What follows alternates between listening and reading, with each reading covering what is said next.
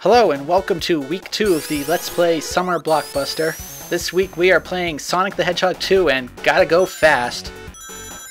This is a score competition this week instead of just clearing levels and getting as far as you can. The goal is to get the highest score possible within 15 minutes, and I went a bit overkill on this, as you'll eventually see.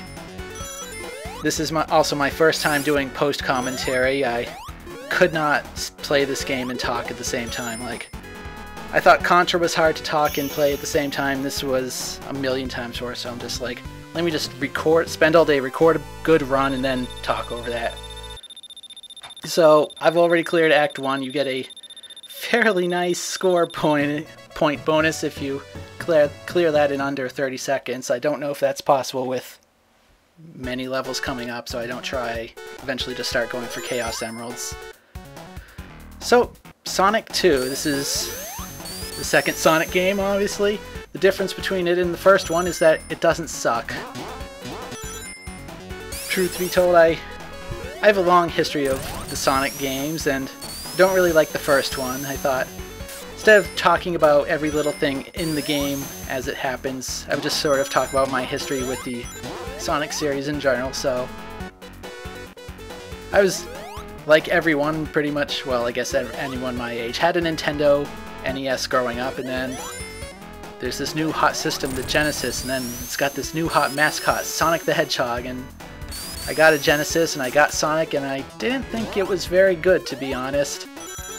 I mean, the first stage was great, and then you hit the second stage, which is the Lava Marble Reef one, and oof, that game just grinds to a halt immediately. Like, that's such a horrible second level, because they advertise this game as being all about speed, and then you've got this really slow level where you're pushing rocks and waiting for platforms. So, I mean, I played most of Sonic 1, but most of my fun with that game was just playing with the debug mode, really. Like, there was this mode where you could just turn Sonic into objects and then sort of make a little level creator that way. That was fun. Like, I would load up like 50 enemies in Green Hill Zone and then just destroy them all at once. So a little bit of early game design for me then. But overall, I didn't really like Sonic 1 as a game that much. I liked the music in Starlight Hill, I think, or Stardust Zone, I forget what it's called now. And then the last boss was weird, and the whole last stage was weird because they just retiled the Labyrinth Zone. But then Sonic 2 came out, and Sonic 2 is awesome, and that's what we're playing this week. Sonic 2 was, I think, developed by an American team. They sort of took what worked with Sonic 1 and then really just hit it out of the park. Like, the levels all flow much better, there's a lot more of them, it's a much longer game. And the special stage, as you see here, they redid those. Every Sonic game has a different sort of bonus stage, and the ones in Sonic 2, they're really good. I think they're probably the best at sort of feeling like Sonic, because he's still got like this weight to his movement, and when you jump, like, you go at an angle if you're on the curve. So I'll talk a bit more about them later. So Sonic 2 is a very long game. I think there's 12 zones if you count Death Egg and everything in the end. And this was before most games had saves, so you had to beat this whole game in one sitting, and I did it as a kid. The last zone, Death Egg, had no rings in the original version.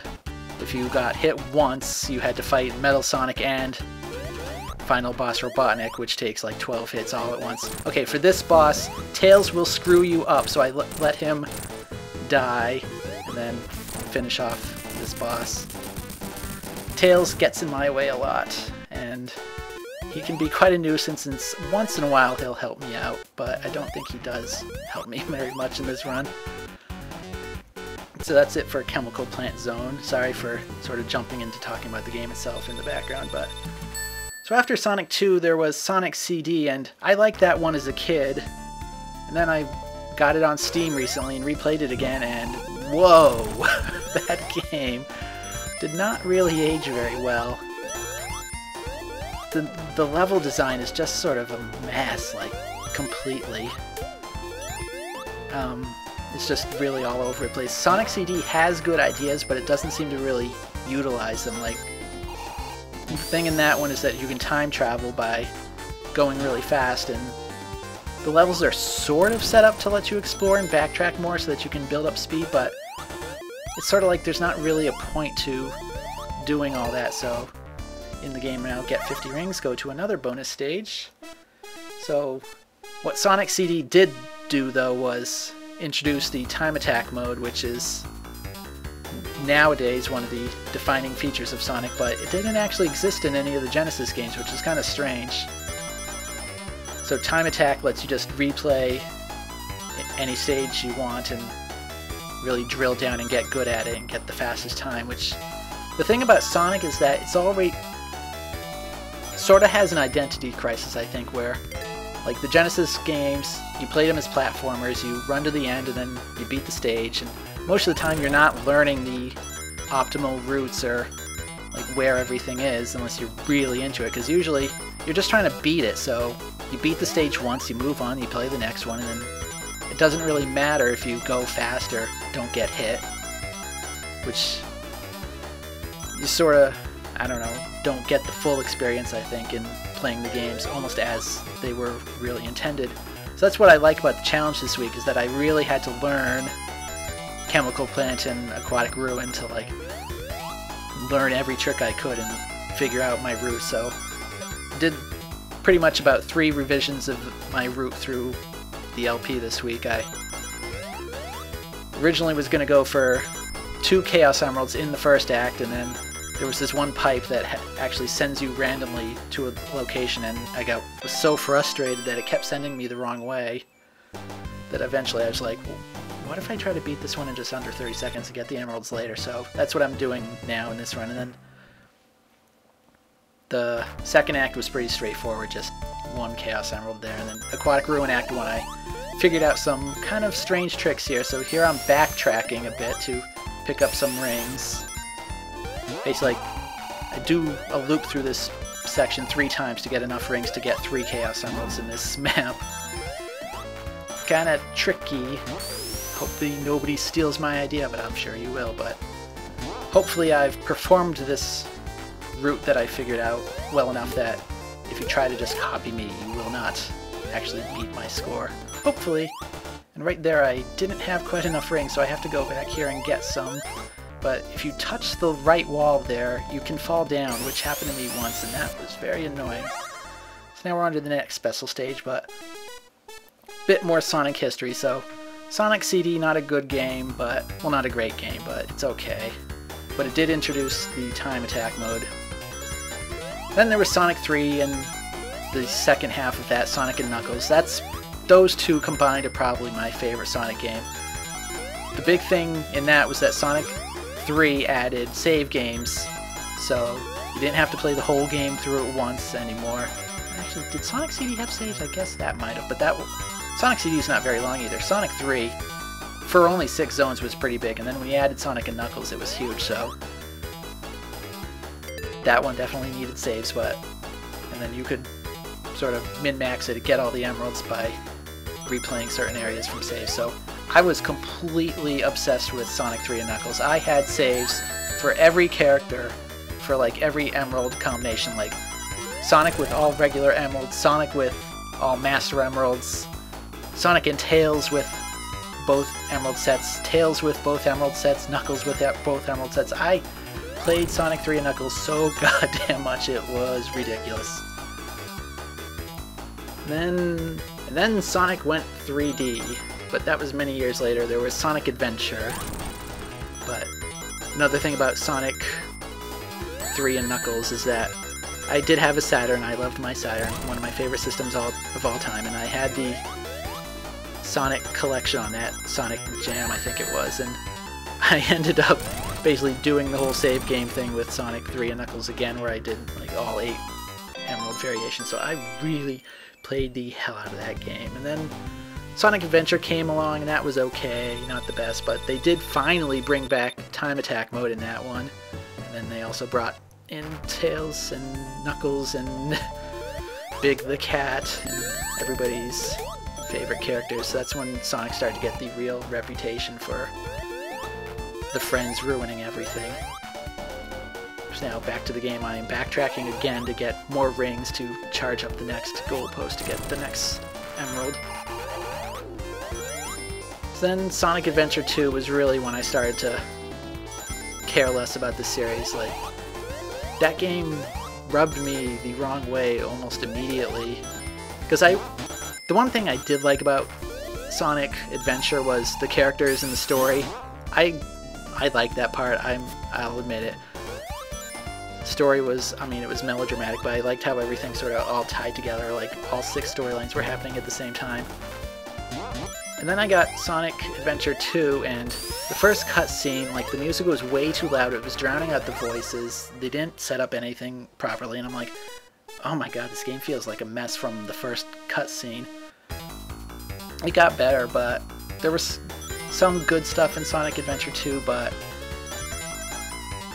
the Knuckles stages were probably worse than ever, and then the Tails stages where you drove around in a robot were not very good.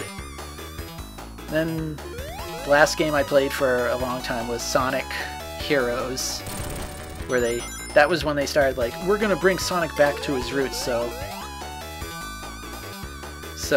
like, the adventure games had a bad reputation then, even though they seem to sort of have a good reputation now. Sonic Heroes was, we're gonna bring Sonic back to his roots, but they didn't really do it in a very good way, where you played as Sonic the whole game, but then you had to keep switching to Tails and Knuckles constantly in order to progress through the levels, so it really broke up the flow. And then I never played Shadow the Hedgehog, I never played Sonic 2006, I never played Sonic Unleashed, either version. And then I played Sonic Colors.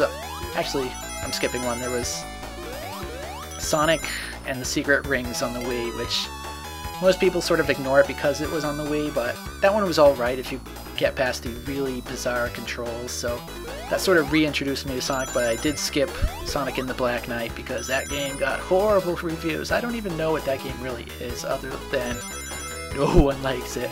And then I played Sonic Colors in 2009, and that game's got a really good reputation, and I'll say it's not awful, but it's kind of weird. Sonic feels really weird in the 2D sections because it's 3D Sonic being viewed from the side, so he's got weird physics and momentum that never quite... His jumping always felt really weird. And then there was Sonic Generations, which completely redeemed the last 10 years of the franchise for me. It might be the best Sonic game ever, honestly. It was the one that really got me to appreciate Sonic for maybe... I mean, I like the 2D games, Sonic 3 especially, but that one really got me to appreciate the whole series and, like, really... how do I say it? Like, practicing a stage and getting better at it until, like, you know every in and out of it. Because it brought back Time Attack, but it also had the red rings. Oh, they sort of stole the thing from Mario, where like some Mario games will have 8 red coins hidden out in a level. Sonic Generations will have 5 red rings hidden in a level. And the thing about those is that they're a good way to get you to really explore and figure out, like, okay, I don't see a ring anywhere, there must be an alternate path around here. So to get all of them, you have to pretty much see every hidden path in the game, and then by the time you've done that, you start going, oh, I'm getting faster times in this game. Really, really great game, like, I don't know. So we're coming up on 14 minutes. I did miss a jump towards the end there, and then I wanted to hit the 5th Emerald stage, but it probably wouldn't have done any good, and then I hit the goalpost with 49 rings, so I couldn't even get back to it. So here's the boss of Aquatic Ruins. It's Robotnik, and Tails does his best in this fight, but is still pretty useless. I wasn't sure if I would even need to fight this boss because he takes kind of a while, and I was going as fast as I could. So poor Tails gets hit, and then... Oh, Tails does hit him. Good job, Tails. You got a whole 1 hit in. And sometimes you sort of pop up on the top arrows. Sometimes you can't make the jump, so... That's 15 minutes, so there's my score. I was very close to hitting that thing in time. I'll leave it up to the judges to see if these points count or not, so... That's been Sonic 2 in score attack mode. I see you next week, I guess.